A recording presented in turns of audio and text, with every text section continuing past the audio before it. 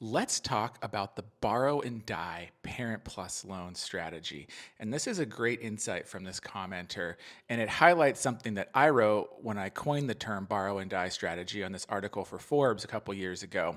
And the borrow and die Parent Plus loan strategy sounds crazy, but the premise is that you can take advantage of all the legal aspects of Parent Plus loans. This includes deferment while you're in school, hardship forbearance, loan consolidation, income-driven repayment, and you can potentially push these student loans out so far that you will get a large portion forgiven because you're either going to die or you're going to encounter total and permanent disability discharge. So let's break it down on how it works. So when you borrow a Parent Plus loan, this is a loan that's in the parent's name only.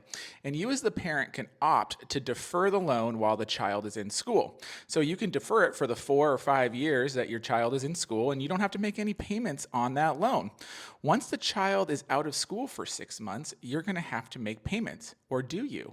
You can actually put the loans into forbearance for a hardship forbearance for up to 36 months or 3 years. So that kicks the can down the road another 3 years.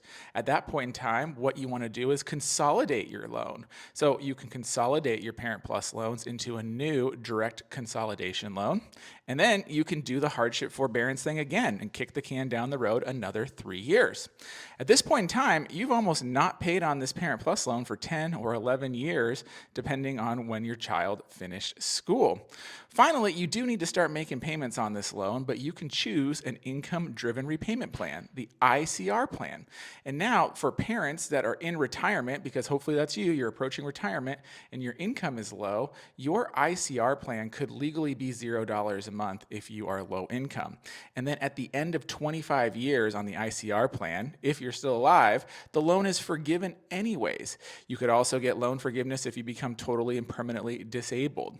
The goal here is, of course, to just minimize the amount that's legally required to pay on these student loans. And this strategy works really well for older, middle to low income families. So if your child is going to college and you're in your late 50s, this is a strategy that could work for you because now you're going to be in your late 60s by the time you start making payments, and your income might be very low at that point in time. You also run the risk of passing away or being totally and permanently disabled. So this is a valuable strategy. It doesn't work for all circumstances. It doesn't work for high income earners. It doesn't work if you're going to pay off these loans. But for borrowers where there is low income and you're older, it's a valid personal financial planning strategy to think about when it comes to Parent Plus loans. So let me know your thoughts in the comments. This is always a controversial one, but you should know this strategy exists.